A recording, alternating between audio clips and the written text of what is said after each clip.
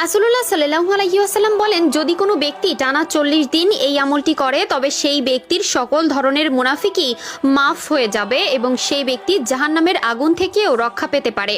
তাই এই ভিডিওটি প্রত্যেকটি মুসলিমের জন্য খুবই গুরুত্বপূর্ণ হতে চলেছে, কারণ মাত্র 40 দিন এই আমলটি করার মাধ্যমেই আপনি বেঁচে যেতে পারেন সকল ধরনের মুনাফিকি থেকে।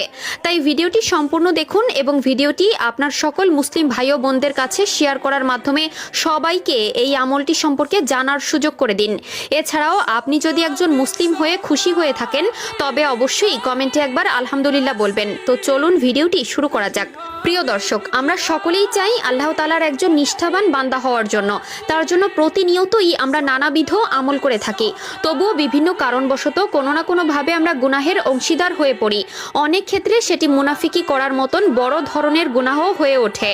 কিন্তু রাসূলুল্লাহ সাল্লাল্লাহু আলাইহি ওয়াসাল্লামের বলা এই আমলটি যদি কোনো ব্যক্তি টানা 40 দিন করে তবে রাসূলুল্লাহ সাল্লাল্লাহু আলাইহি ওয়াসাল্লাম বলেছেন সেই ব্যক্তির সকল মুনাফিকি মাফ হয়ে যাবে। সেই কাজটি হচ্ছে টানা 40 দিন ইমামের পিছনে দাঁড়িয়ে ইমামের তাকবীরের সাথে 5 ওয়াক্ত সালাত আদায় করা।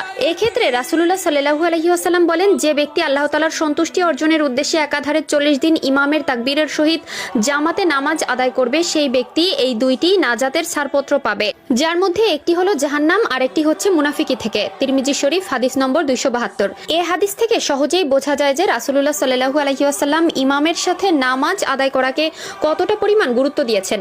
এছাড়াও জামাতে নামাজ আদায় করা নিয়ে রাসূলুল্লাহ সাল্লাল্লাহু আলাইহি ওয়াসাল্লামের আরও কিছু গুরুত্বপূর্ণ হাদিস আছে, যেগুলোর মধ্যে রাসূলুল্লাহ সাল্লাল্লাহু আলাইহি ওয়াসাল্লাম সহিহ বুখারীর হাদিস নম্বর 642 নম্বরে বলেন, আমি ভাবলাম যে সমস্ত মানুষ জামায়াতের নামাজ পড়ে না তাদের বাড়ির দিকে আগুন পাঠিয়ে দিব। এছাড়াও রাসূলুল্লাহ সাল্লাল্লাহু আলাইহি ওয়াসাল্লামের আরেকটি হাদিস যা সহিহ বুখারীর 612 নম্বরে বলা হয়েছে, সেখানে তিনি বলেন, যে ব্যক্তি জামায়াতে নামাজ পড়বে সে একা নামাজ পড়ার চেয়ে 25 গুণ বেশি সওয়াব পাবে।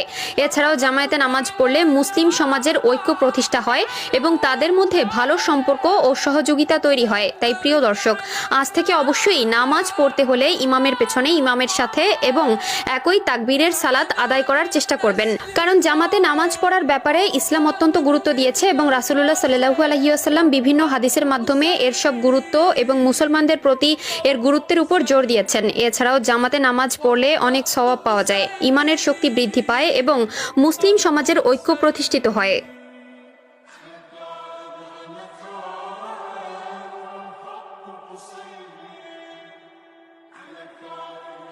على